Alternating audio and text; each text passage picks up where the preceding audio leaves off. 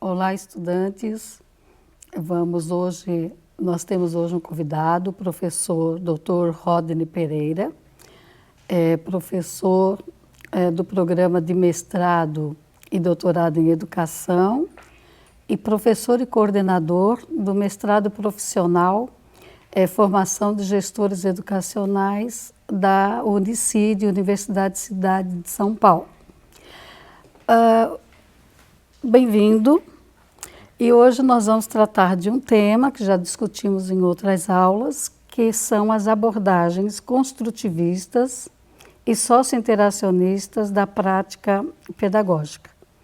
E trouxemos hoje o professor Rodney para tratarmos se há diferenças, se não há diferenças, se elas são complementares ou não, para que nos dê aí subsídios de compreender melhor essas teorias que vão fundamentar as nossas práticas em relação ao processo de ensino e aprendizagem. Pois bem, então vamos lá. Vamos começar.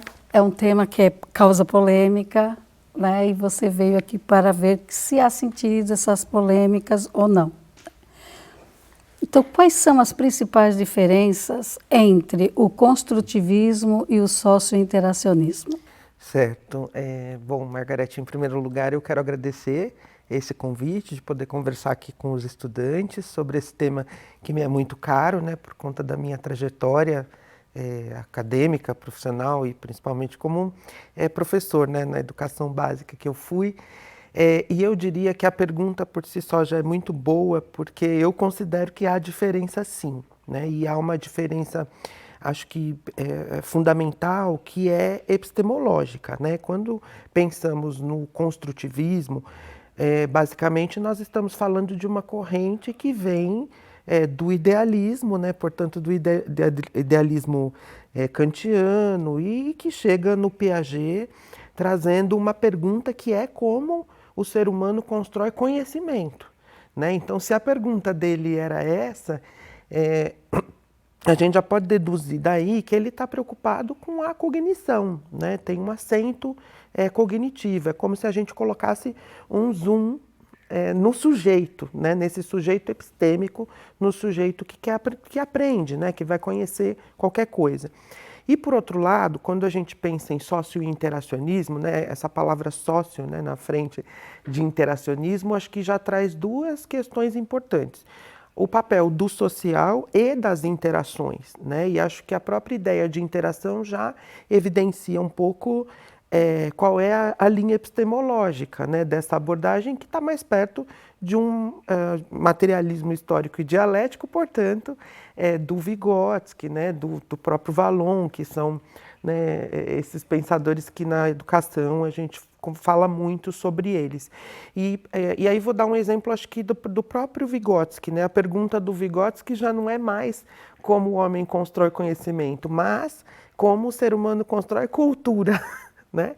Então, se um olha para o sujeito epistêmico, o outro também, mas sem deixar de lado, né, a preponderância que tem a cultura, o social, as interações com as outras pessoas, eu penso que nós estamos diante de abordagens um pouquinho distintas.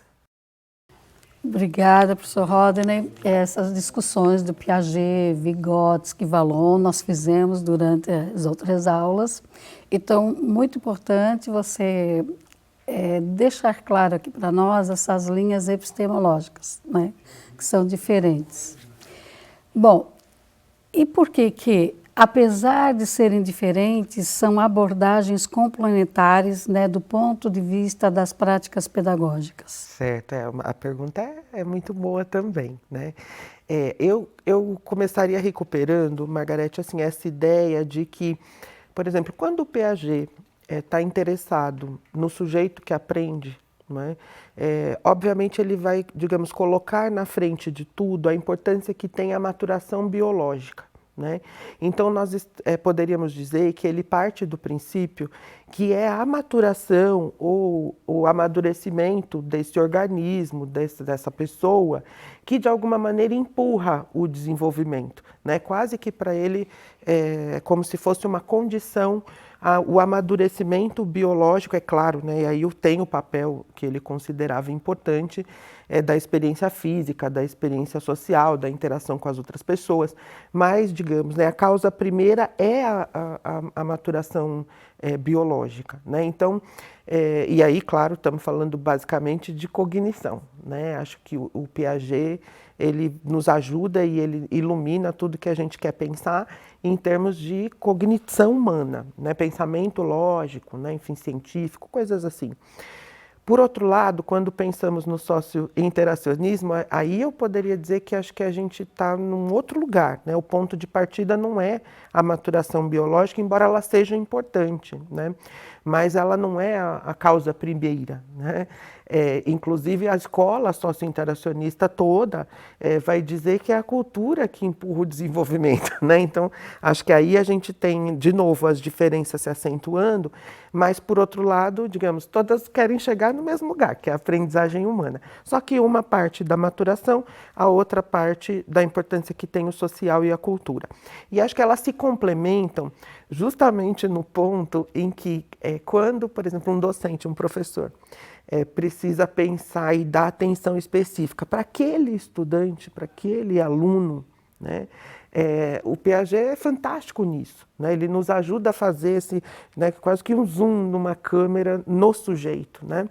E penso que o socio-interacionismo ele vai nos ajudando, obviamente, também nisso, mas muito mais no papel que tem as interações, as mediações, né, as relações com as outras pessoas, como é que a gente pode criar apoios, como a gente pensa as relações de grupo, enfim. E acho que é justamente por esses fatos que essas abordagens são tão complementares. Muito bom. Bom, diante do que você está colocando, né, de que elas são complementares, embora o ponto de partida seja diferente, né, o que impulsiona o quê, né? O desenvolvimento que impulsiona a aprendizagem ou é porque o sujeito aprende que ocorre a aprendizagem, né? Essa discussão, que há uma diferença, mas que chegam os dois no ponto, né? São complementares. Sim. Diante disso, você poderia nos dar alguns exemplos de como que isso ocorre no cotidiano da sala de aula? Sim, com certeza.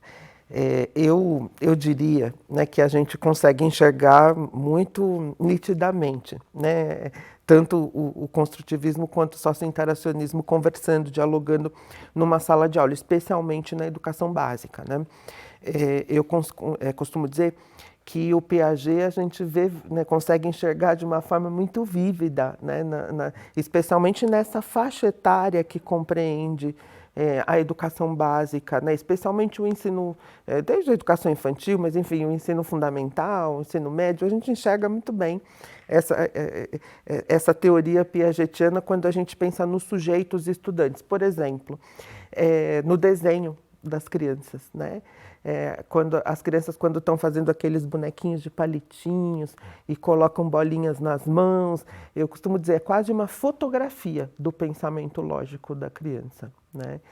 Quando a gente pensa na alfabetização, né, e nas ideias que as crianças vão construindo sobre o que se pode escrever e esse processo como um processo evolutivo mesmo, né, de aprendizagem das letras, enfim, né, de como ele pode escrever textos, o próprio desenvolvimento do pensamento lógico e dos critérios, né, de seriação, conservação, enfim, a gente vê, né, a criança dizendo que um copo fino e cheio de um líquido costuma ter mais quantidade do que um copo mais baixo, mas que é mais gordinho, e nós sabemos que ambos têm a mesma quantidade, mas a criança não, porque ela vai olhar para o tamanho. Então, é muito possível ver isso ali, né? E mesmo ao longo do ensino fundamental, mesmo nos anos finais, eu costumo dizer assim, o Piaget está ali quando uma pessoa precisa aprender, por exemplo, acentuação gráfica, quando ela precisa aprender o conceito de fotossíntese, quando ela precisa aprender o conceito de gravidade e ela não sabe que a gente mora fora, na crosta terrestre e não dentro da Terra.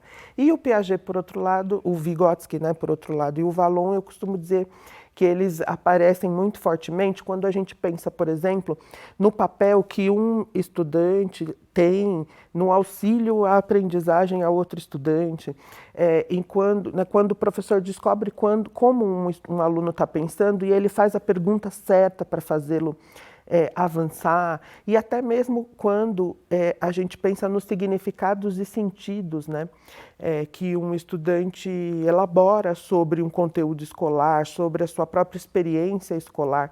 Então, enfim, né, poderia dar inúmeros exemplos, mas são teorias que estão muito vivas mesmo, de uma maneira muito presente no cotidiano escolar. Rodney, obrigada por essa sua participação e nos dando aqui exemplos vivos de como que isso está presente na sala de aula, né? E que para nós, os professores, né, precisamos dessas teorias para saber olhar e interpretar, né? Porque quando não temos esse conhecimento, podemos interpretar com base no senso comum, né? E com a teoria você ser professor adquire um significado, né, no seu olhar para o que a criança fala ou para o que a criança te diz, o que ela faz. Então, muito obrigada. Você gostaria de falar mais alguma coisa para fazer o fechamento desta aula? Acho que queria só acrescentar, acho que esse ponto que você toca, Margarete, assim, né, do quanto o papel que a teoria tem na prática docente é justamente esse de não nos deixar reféns do senso comum. Né? A docência é uma profissão, né? Ela é baseada em ciência e a gente está aqui diante de um grupo de teorias que nos ajudam de uma maneira muito evidente a entender como o nosso estudante aprende para tomar as melhores decisões sobre como ensinar. Agradeço mais uma vez essa oportunidade desse diálogo, é um assunto que eu gosto bastante de conversar, então muito obrigado. Isso, é o que nós viemos em outras aulas discutindo, né, desse papel da teoria, que dá condições ao professor de interpretar a sua sala de aula, né, e tomar decisões com base na teoria. Ela não é o seu guia que você vai fazer, mas ele te dá uma condição disso. Você não vai falar da teoria para os alunos, mas ela é para você, professor. Olhar para a sua sala de aula e ter esta sensibilidade, né, e tomar aí decisões mais próximas possíveis do acerto, né? Então esse é o papel da teoria e de compreensão, né, de como que essa aprendizagem ocorre, como que o conhecimento ocorre e que o papel não está só no professor, né, está como o professor Rodney salientou com base em Vygotsky, que o aluno aprende muito entre os seus pares, né, aluno e aluno, que eles têm uma linguagem mais próxima, né, e que facilita muito a aprendizagem. Então, muito obrigada e nos vemos na próxima aula.